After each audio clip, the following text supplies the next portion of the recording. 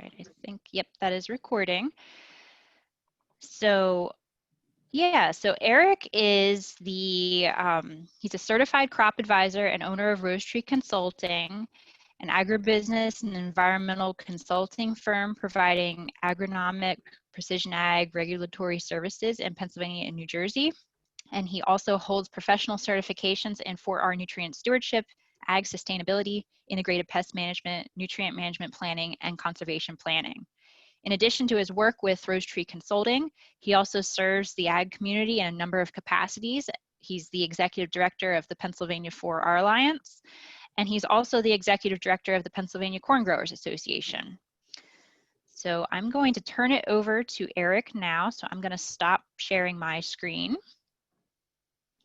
And Eric, if you want to go ahead and share yours and make sure to choose the video audio option.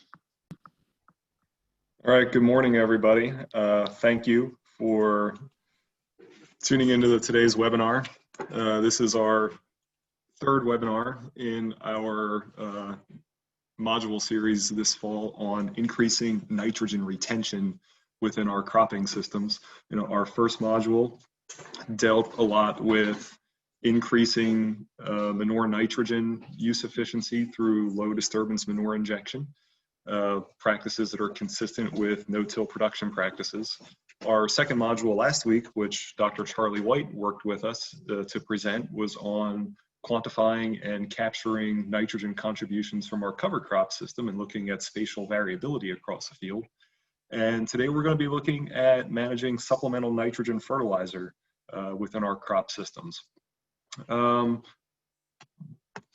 As we get started here, we always want to take a minute and just make sure that everybody's aware of what 4 R's of nutrient stewardship are. And what we're talking about is we're talking about increasing nitrogen retention, increasing nutrient use efficiency from our manures and from our fertilizers, looking at the right source, the right rate, the right time, and the right place for those applications to occur. 4 R's promote the wise use of nutrients to achieve an economic, social, and an environmental goal. We believe that nutrients should be applied to the field and they should end up in the plant. They should result in economic gain for the farm, and they should not end up in surface water or groundwater.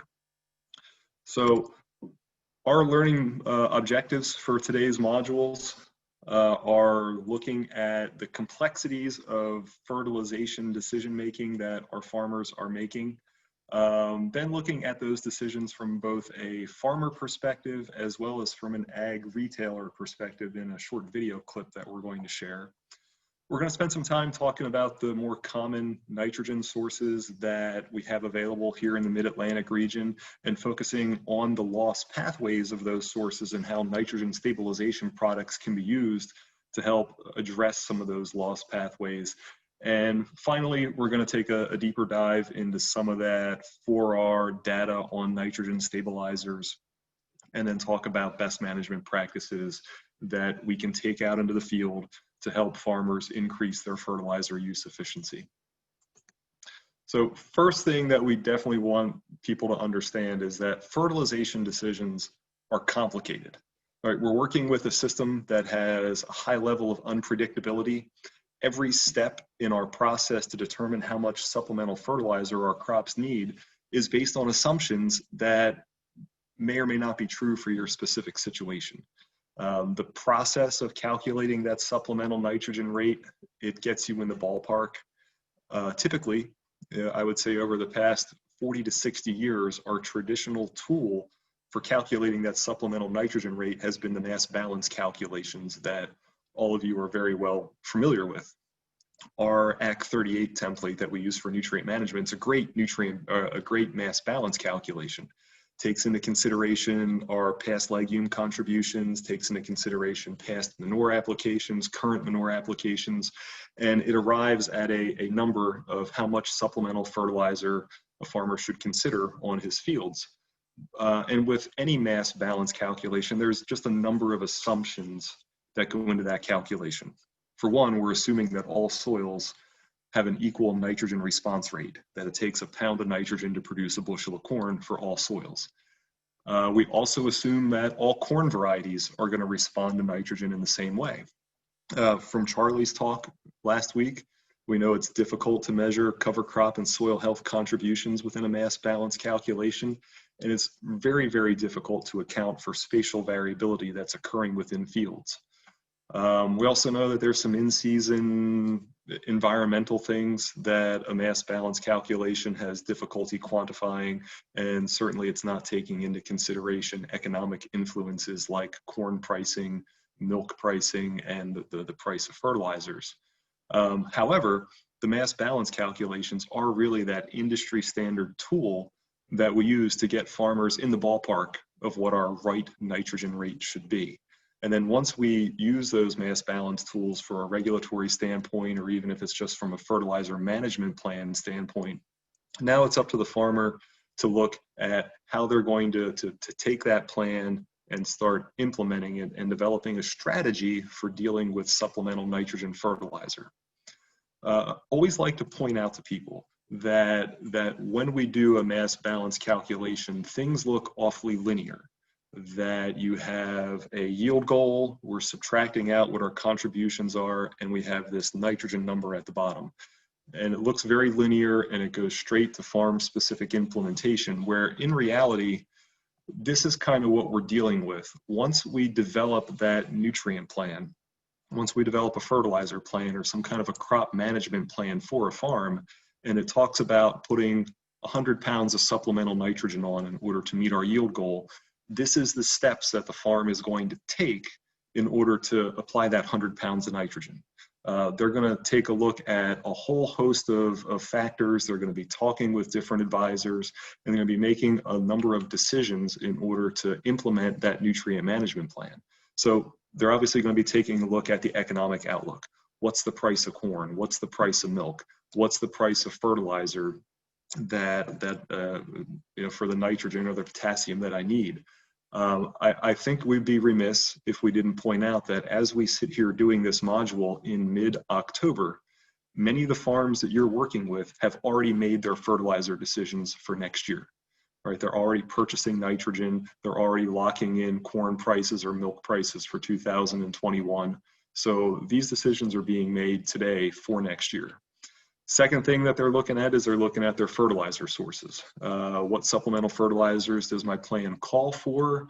What else comes with that source? Where if I have a soil test that tells me my sulfur levels are low, and I'm going to go out and use ammonium sulfate as a fertilizer source to address those sulfur requirements, I also get some nitrogen along with that. So I want to know what other sources or what other nutrients are coming along with my fertilizer source. Farmers are going to start thinking about their split applications. Are they going to split apply their nitrogen? Are they going to apply it all up front? A lot of that is dependent on the soil type that they have. It's dependent on the equipment that they have and the field sizing.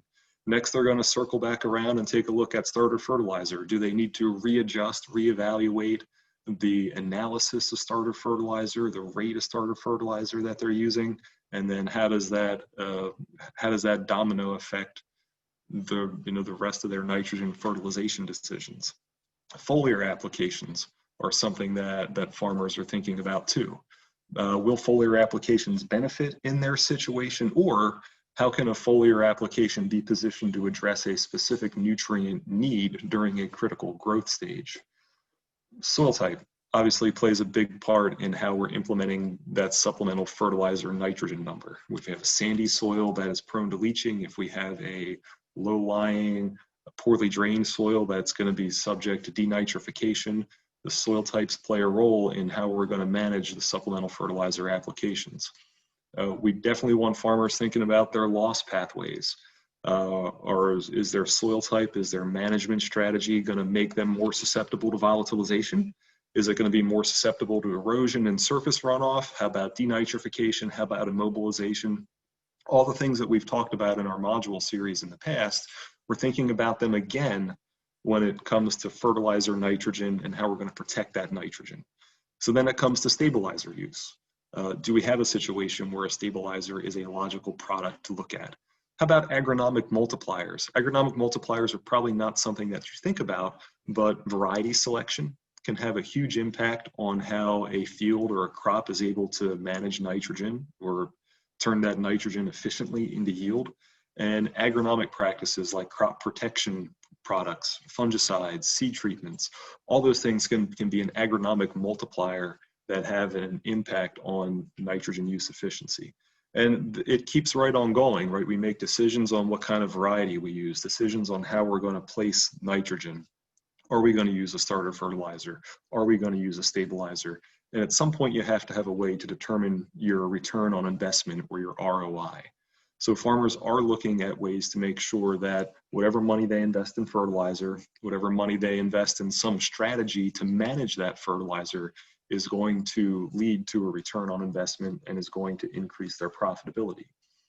Efficiencies play a part in that, right? If a farmer has 600 acres of corn and they all want to plant that in a 10 to 14 day period, there's an efficiency scaling that is extremely important for them to get that corn planted and get the fertility managed on time in an effective manner.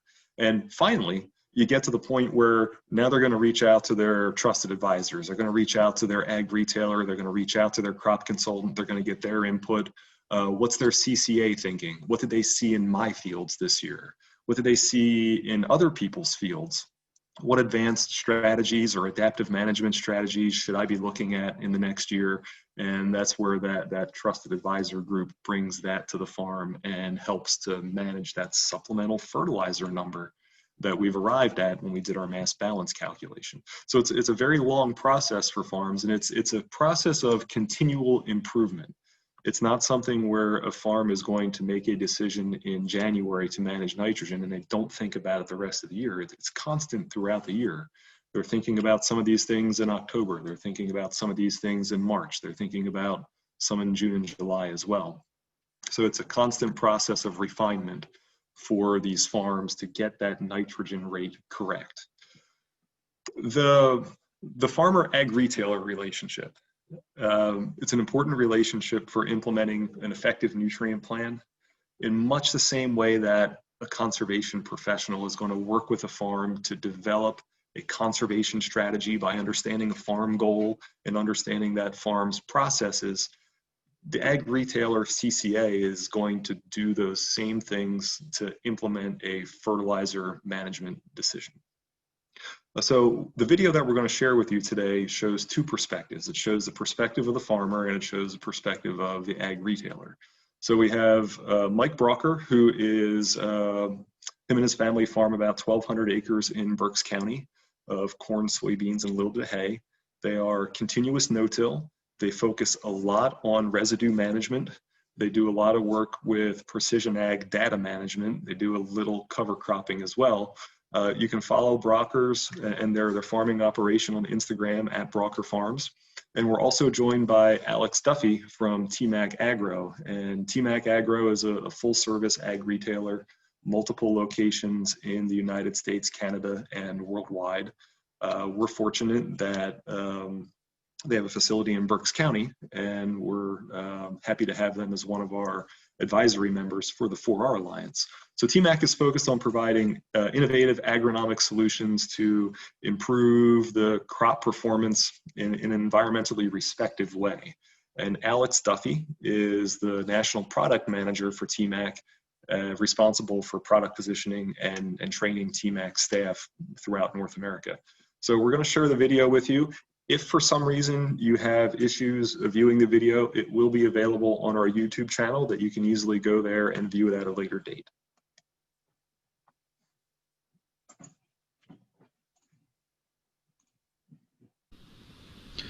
In addition to its environmental losses and impacts, an overapplication of nitrogen fertilizer also means a loss to the farmer's bottom line. In order to ensure both environmental and economic losses are minimized, farmers, along with their ag retailers and trusted advisors, will develop a plan to maximize nutrient retention. With respect to reducing supplemental fertilizer losses, those ag retailers and certified crop advisors can provide guidance and product knowledge to ensure that the farm's needs are met in the most economical way possible. We take the approach of a very consultative sales model that centers around consistent soil testing as well as customized recommendations for all of our farmers in the field. So this means that all of our salespeople go out regularly to do soil tests, and then they build a nutrient recommendation plan around what that farmer actually needs and utilizes the best tools that we have available to make sure that we maximize their investment in the nutrient, and we're doing the best thing for the environment in the process. First of all, we're going to start by analyzing the soil, looking at what does the soil have to offer as far as the nutrients in that soil, the cation exchange capacity, the quality of the soil, the depth of the soil, what we can reasonably expect for yield. And then we set to do those yield goals, then we start to set our nutrient needs. Probably the worst month for us is May. April, May, right at planting, you put the nitrogen down, there's not a big plant growing to absorb it. You get tremendous amount of rains in that time frame, so we want to lock that nitrogen up any way possible so that it's available for the plant later in the growing season. Then through the season, we'll look at, you know, what's available for that nitrogen source. What are the costs? What are new products? What are the products that are available to help bind that nitrogen or that fertilizer to the soil to make it the most efficient? So first and foremost, there's really two main products that you hear about a lot in the nitrogen stabilizer world. It's NBPT and DCD. And NBPT is actually a urease inhibitor. So there is an enzyme in the soil that actually helps break down that urea. It's called urease. That NBPT, how it works is it actually clogs that urease enzyme up and plugs the hole. And so the enzyme is no longer useful for breakdown. And it actually buys you some time, usually between 14 and 21 days after that nitrogen is applied, to prevent that ammonium volatilization on the surface of the soil. DCD is the other major component, and that is a nitrification inhibitor. So that once that ammonium is in the soil, it actually acts to keep it in that form and acts on the biological conversion from ammonium to nitrate. Our product, Excelos Max, is actually a combination of both of those things. So there's NBPT and DCD, and we add what's called our LCN complex in it. And what our LCN complex does is it helps that plant to utilize nitrogen better. It helps with root growth, so the plant can get to that nitrogen that you applied more efficiently, and it helps with nitrogen and ammonium utilization within the plant so that it can help that plant grow and maximize efficiency. So not only are we chemically helping that nitrogen stay where it needs to be, but we're also biologically helping that plant to access that nitrogen. So we're really trying to attack this on all of the fronts and make sure that, you know, the farmer spends a lot of money on nitrogen every year, and we want to make sure that they get a good return and that nitrogen stays where the plant needs it in that root zone. We would like to not have to take additional monies out of our pocket, so we're looking at ways to conserve every unit of nitrogen that is either already present in the soils by not allowing erosion, and then when we're applying the nitrogen, we either want to try to get it adhered to the soil colloid or in the soil so it doesn't volatilize into the air or leach through the soil profile and potentially into the groundwater. So we use some products or strategies to prevent either of those. You know, we have the capability of basically applying multiple products through a blending facility like this. We can actually pick different nitrogen stabilizers. So I hear a lot of times in the field that farmers want their nitrogen treated or not treated. What the customers and farmers really should be asking is what they're treating it with and what the intended use for that nitrogen stabilizer is, so that they can make sure that that product matches their environmental conditions the best. In the spring, we will either put products down with the nitrogen to help it to adhere to the soil colloid, or to limit its volatilization, or maybe team it up with the sulfur source, which also helps to to adhere the soil to the soil particles and to the residue. And then on the side dress application, we're not looking for that nitrogen to get adhered to the soil colloid. We want it to be available as quickly for the plant, but we will add a product so that it doesn't volatilize into the air. We're trying to time that application to the plant utilizes it the most at the greatest efficiency, so the uptake is great, and now it's safe and in the plant, and we're not wasting money or nutrients.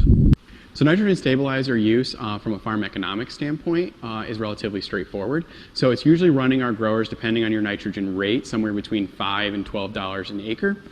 And what we're seeing in return, we've done about 30 university replicated research trials throughout the entire US. And what we're generally seeing is 15 to 20 bushel per acre yield advantage off that. So if you take the low end of that and you take $3 corn, say, which is on the low end of what we're getting for corn at the moment, that's about a $45 per acre return on investment off of that nitrogen treatment at the field level. Increasing nitrogen use efficiency is a constant process. Farms are focused on managing the crop system to capture the biological fertility contributions, and they're supplementing fertilizer using 4R practices to achieve their yield goals.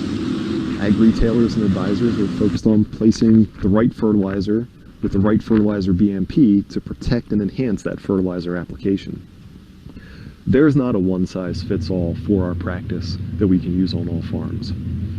Rather, the 4R toolbox contains practices to effectively manage nitrogen on a site-specific scale. It's up to the farmer and his advisors to work together to choose those right practices for the situation. 4R tools provide both an economic and an environmental outcome to make our farms more sustainable.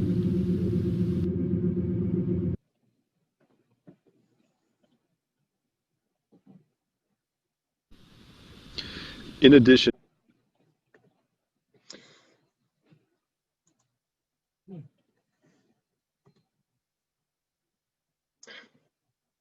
all right.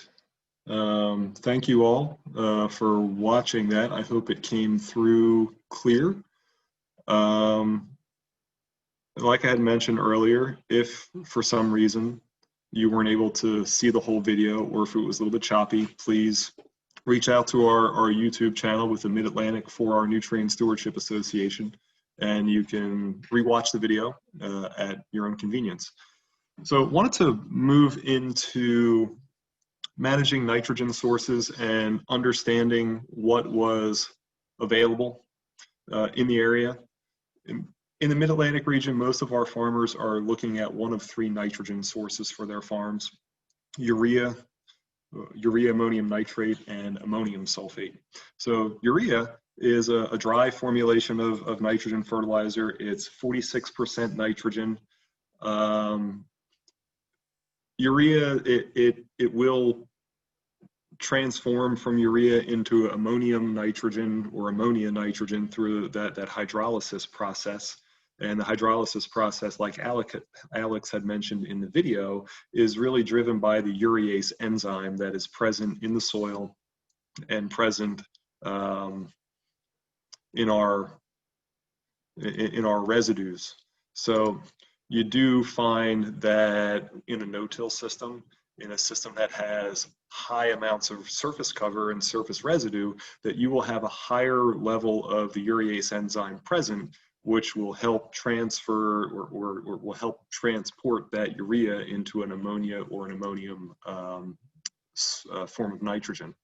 One of the issues that we have with urea hydrolysis is that if that conversion happens above the soil surface, that hydrolysis process, which converts urea first into ammonia, leaves it very susceptible to volatilization. So volatilization losses are a big concern, particularly in a no-till situation where farmers are applying urea or urea-based fertilizers on their field, if those urea fertilizers do not have protection associated with them. If left unprotected on the soil surface, if you just went out and broadcast urea in a no-till situation, you could have 30% of that fertilizer nitrogen lost to volatilization within a short amount of time. And that really matches up with what the losses we would consider for manure. If somebody is going to go out and they're going to surface apply manure in a no-till situation, we understand that there's a lot of volatilization losses that go along with that. The same thing is true when people are using urea fertilizer sources, maybe in the wrong fashion, that we just have a lot of potential for loss. So that's urea. Urea ammonium nitrate, UAN, is a liquid form of nitrogen fertilizer. It's by far the most common form of nitrogen that we deal with here in central Pennsylvania. And you're going to find that on the farm either being somewhere between a 28% nitrogen solution and a 32% nitrogen solution.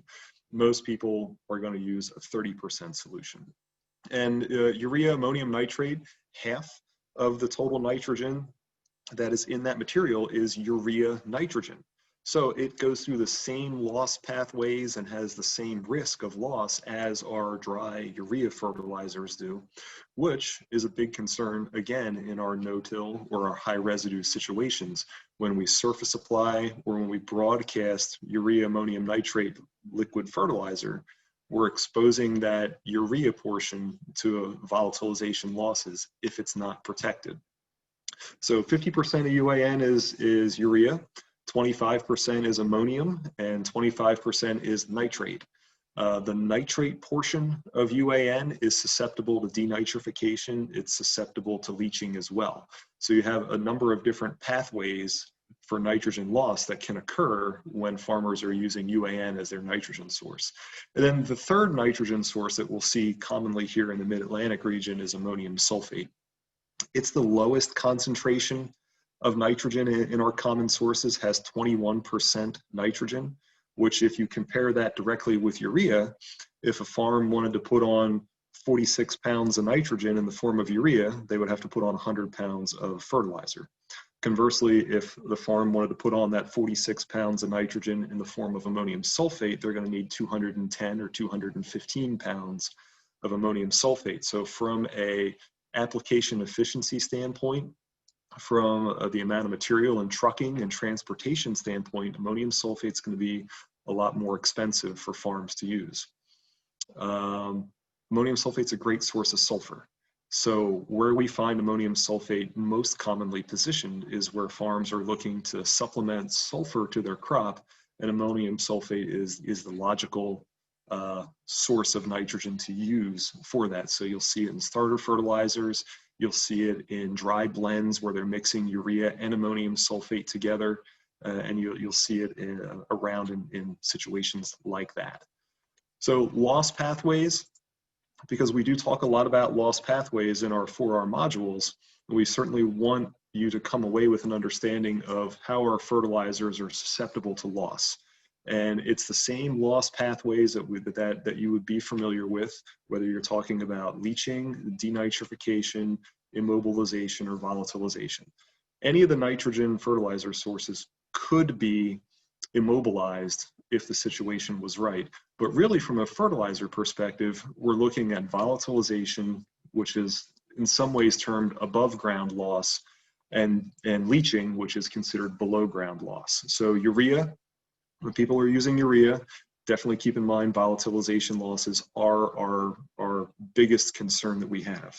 For UAN, liquid nitrogen applications, we're looking at both volatilization losses and we're looking at leaching losses, plus some denitrification losses that can occur. And from an ammonium sulfate standpoint, we're really looking at minimal concerns with those losses. Yes, surface applications of ammonium sulfate can eventually have volatilization concerns, and that ammonium can convert into nitrate eventually, and leaching concerns can also arise from ammonium sulfate applications. So from a 4R perspective, once we have the source of nitrogen chosen, we want to make sure that we're protecting those fertilizer sources by, number one, having realistic yield goals. Right? If our yield for the last 3 years has averaged 150 and that farmer is out there applying 200 pounds of nitrogen, that's unrealistic. We're putting at risk 50 pounds of nitrogen that we really should not be putting at risk. So it all starts with having a realistic yield goal. but then protections will increase with 4R interactions.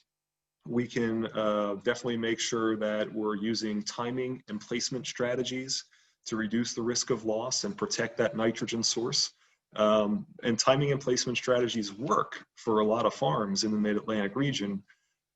Using stabilization products can be a great enhancement for farms depending on their situation.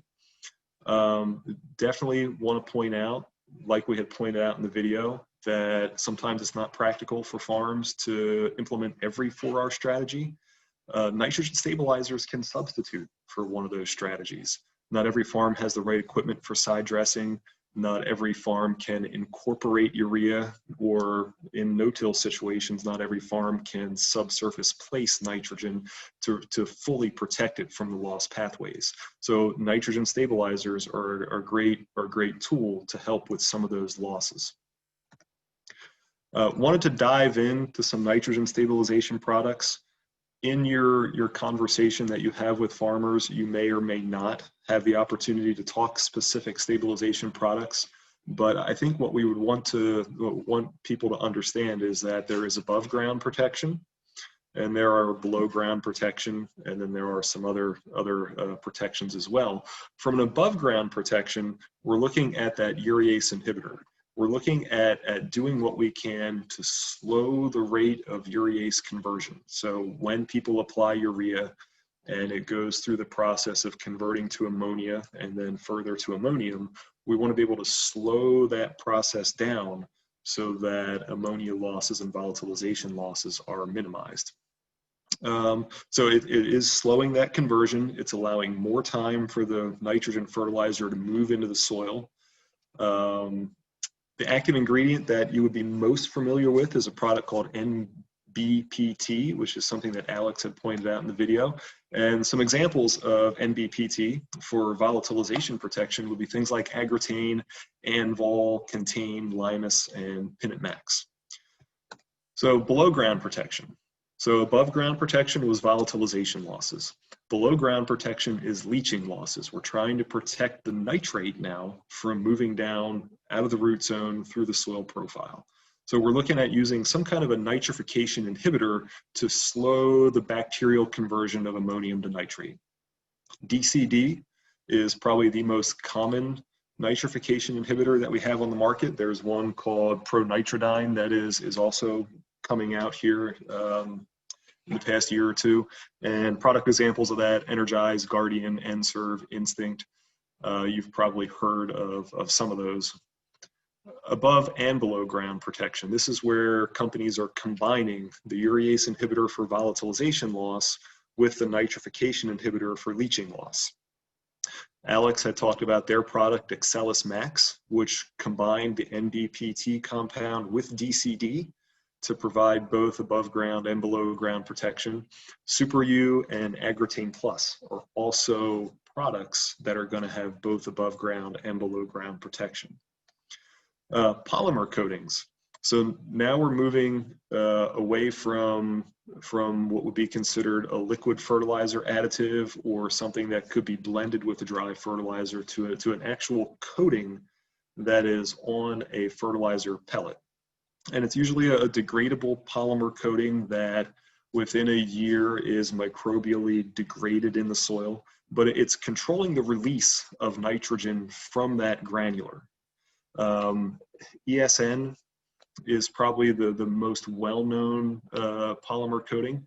For those of you who might have been at our field day a few years back, the Growmark field day at the Milton Hershey School, we had an ESN demonstration where we showed how plain urea would dissolve in water within 10 seconds, and the ESN coated urea would stay in those fertilizer pellets for weeks, that you could take them home and put it on your shelf. So the technology behind polymer coatings is that there is some kind of a trigger that allows nitrogen to go through the polymer coating into the soil, and oftentimes that trigger is temperature, where when soil temperatures reach a certain degree point, the nitrogen is able to move through the membrane of that polymer coating into the soil and become available for plant uptake.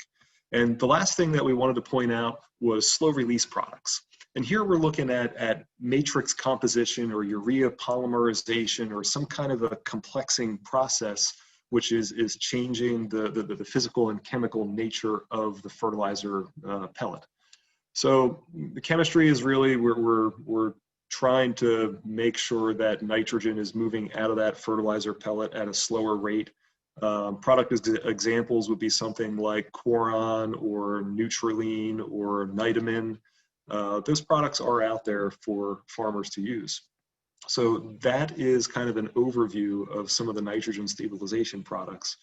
When we're talking to farmers and trying to work some of these conversations into a conservation conversation or a nitrogen retention conversation, we definitely want to be able to discern whether the farm is most concerned about above ground losses or they're most concerned about below ground losses, or perhaps they're equally concerned.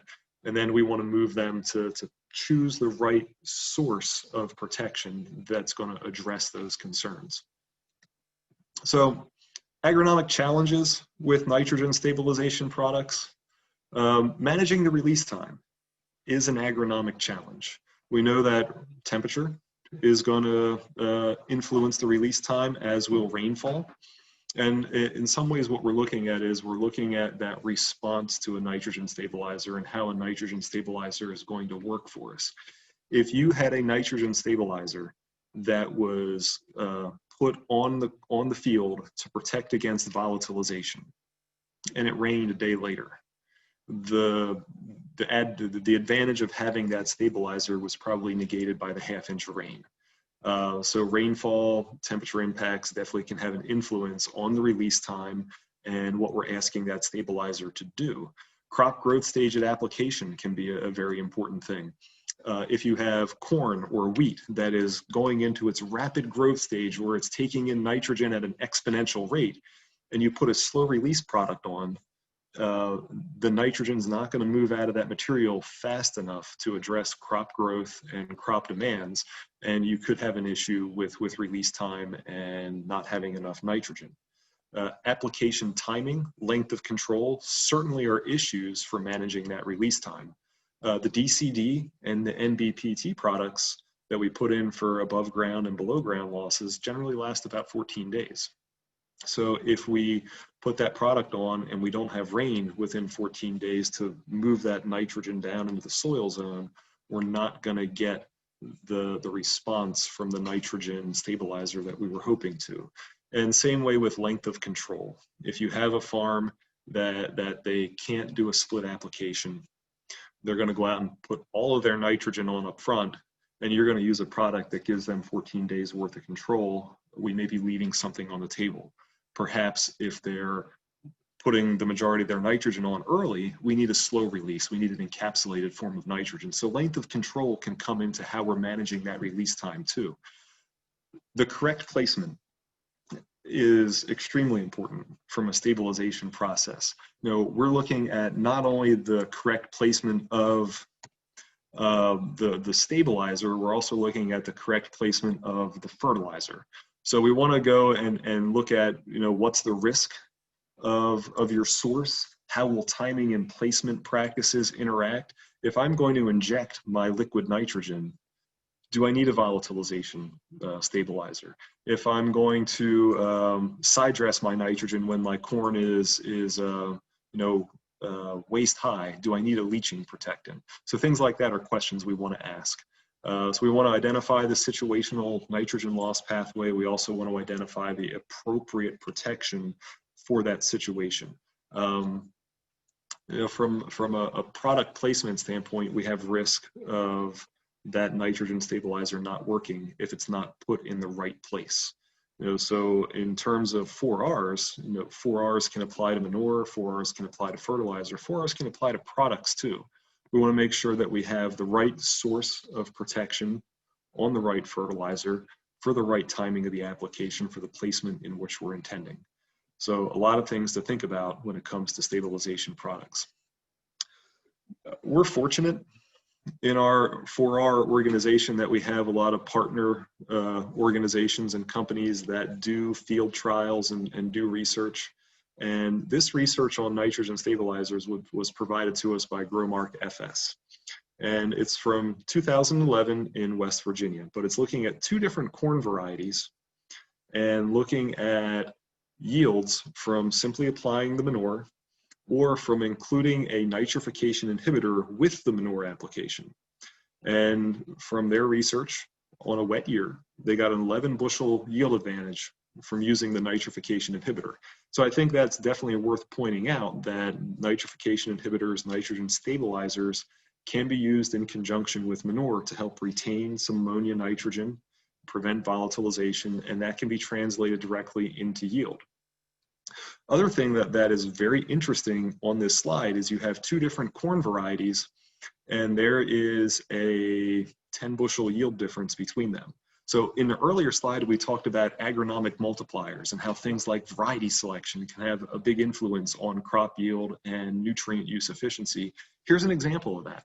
A simple choice to choose one variety over another variety can increase nitrogen use efficiency by 5%. So very interesting data that Agronomic was willing to share with us on stabilizers and manure applications. Second, trials that they were able to share with us is looking at enhanced efficiency products versus conventional nitrogen materials.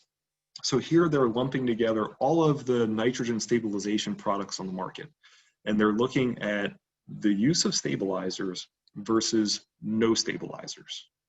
And in their trial, there's a 16 bushel yield difference where stabilization products were correctly positioned on the landscape. So that's a huge increase, right? If we took the price of corn today at about $4 a bushel times 16 bushels, we're looking at $65 an acre of increased revenue from using a nitrogen stabilizer and having that stabilizer at the correct place to address the correct loss pathway on the farm. From what Alex had shared with us in the video, the cost of the stabilization products range anywhere from $5 to $12 an acre, so a definite return on investment from the correct positioning of a stabilization product on the landscape. And here's the last slide that Agronomic was kind enough to share with us. They're looking at that broadcast urea plus a urease inhibitor on no-till corn grain. So this is important because in no-till situations, we're often broadcasting our fertilizer across the soil surface. It's often a urea-containing fertilizer, whether it is urea or whether it is urea ammonium nitrate. So huge risk of volatilization losses from our fields. And what they were looking at in this study is they were looking at applying no nitrogen compared to applying standard urea versus applying urea plus an inhibitor, and then looking at the yield differences between them. So there's some very fascinating things that you can see on this screen. Number one, the soil at this location had the ability to produce 118 bushels of corn with no additional fertilizer. So when you think of soil health and you think of the soil's ability to cycle nutrients and produce nitrogen, that's a very impressive number, 118 bushel per acre, just based off of the soil's ability to cycle nutrients. Second thing that is interesting in pointing out is that the difference in yield between broadcasting your regular urea and using that nitrogen stabilizer was about 7.5 bushels. You can put a number to that, 7.5 bushels times $4, about $30 an acre. Definitely a good return on investment from the correct positioning of the stabilizer for broadcast urea. So thanks to Agronomic for sharing that information with us. And really the take-home message that we'd want to share with you is that stabilizers, when they're used appropriately, can reduce nitrogen fertilizer losses by about 20 to 40%. They can increase nitrogen use efficiency by 10 to 25%, and it's a good return on investment when they're positioned correctly. If the cost is somewhere in that $5 to $12 an acre range, the Agronomic data combined with the information that Alex had shared with us from TMAC Agro, correct positioning of these products can definitely lead to good return on investments. So BMPs for increasing fertilizer use efficiency. When we're thinking about 4Rs, we're looking at source, rate, time, and place. right? So timing is going to be a good best management practice for increasing fertilizer use efficiency. Split applications are how we manage the timing of those fertilizer applications. We want to make sure that we're positioning the majority of our fertilizer needs where the crops need them at the time the crops need them. So split applications are our first BMP that we want to advocate for. We certainly want more people looking at split applications on corn and on small grains. Second practice, at planting subsurface applications. Here we're talking about banding or injecting or dribbling nitrogen on with the planter when the corn is being planted. And a couple of the reasons we do that is to overcome some of the immobilization issues that may or may not be occurring with our cover crop or with our manure applications. And we want to make sure that there is available nitrogen nutrition close to the roots during those early growth stages, so that it's setting the number of rows around the ear and just having strong early growth. So those are two very common 4R practices that farmers are out there using. Nitrogen stabilizers, another BMP that we'd advocate for increasing fertilizer use efficiency. We definitely talked a lot about that today.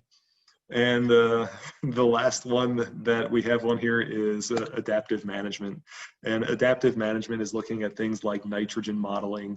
It's looking at the continued use of PSNTs, any kind of in-season thing that we can use to get better spatial management of nitrogen or better environmental interaction management with nitrogen, where we're looking at taking some kind of a practice that we're going to use and tying that in with our split application, so that when that split application is made, the rate of that split application is based off of science, real-time, in-season information that we're gathering in the field. So those are the practices that we want to be advocating for when you're talking to farmers about increasing their fertilizer use efficiency. Those are the 4 things I would want you to keep in your mind. Split applications, managing at planting, definitely making sure we have the right stabilizer in place, and then asking them what kind of adaptive management strategy they're either using or they're considering using to fine-tune some of the spatial variations or seasonal variations that occur with nitrogen in the field. So that's our presentation for today. Again, want to thank you for tuning in. And if you have any questions, we'd be happy to talk about them now, and feel free to reach out to me afterwards with any other additional questions that you might have.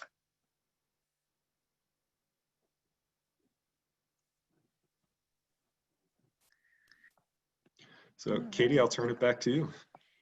Yeah, I had one question come in, and I'm trying to find it in the chat box because it moved on me.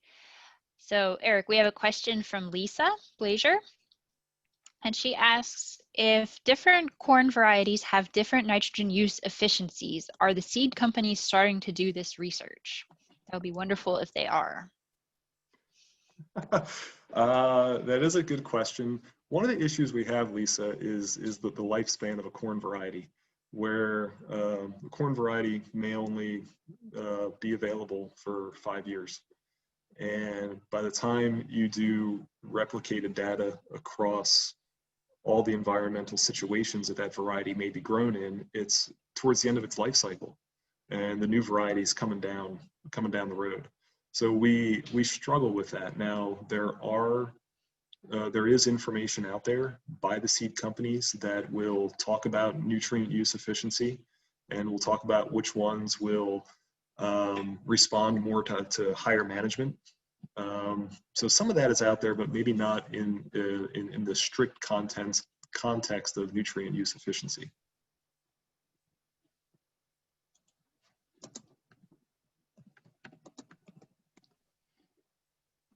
Okay.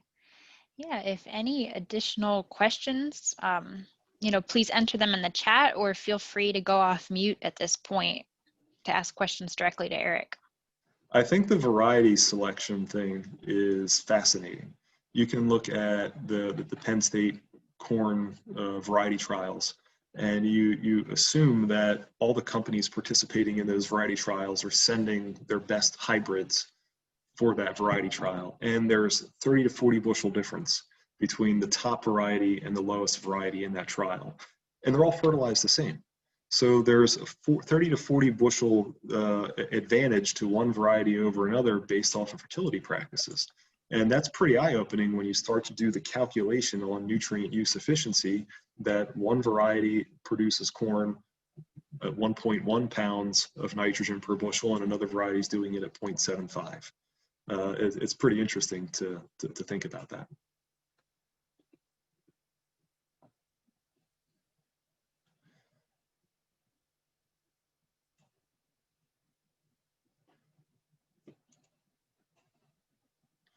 So, all right.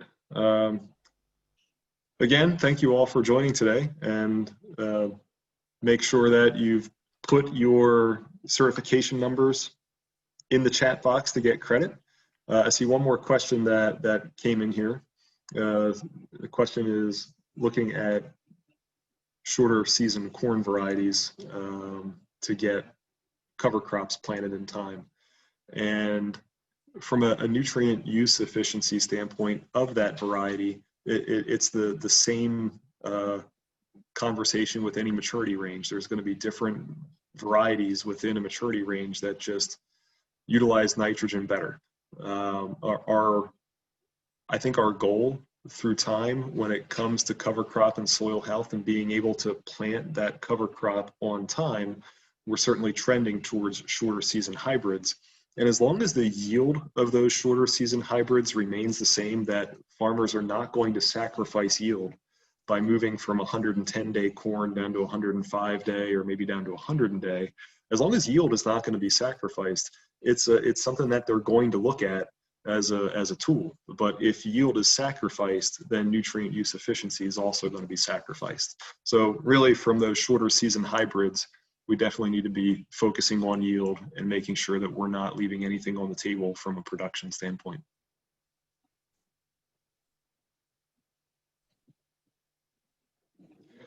So another question here, do I see more nutrient loss for your customers with manure or fertilizer? Hands down, it's manure, hands down. Nitrogen loss from manure is something that we see in every field where manure is applied, simply because surface applications of manure lead to a lot of volatilization losses. Generally, our customers that are using fertilizer seem to have a better concept of how to manage that nitrogen to prevent losses, but manure losses are significantly greater than fertilizer losses. So they're also, it's a direct cost for fertilizer purchases. I think there's some correlation there.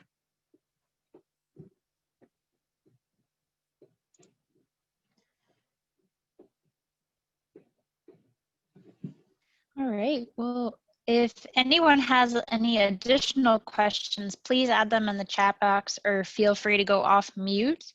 And thank you all for joining us for our fall nutrient management webinar series. Hopefully you were able to join one or more of the sessions, and all of the sessions are recorded and will be shared through the Clean Water Academy and on our YouTube channel. And we'll be sharing them via email after this presentation as well.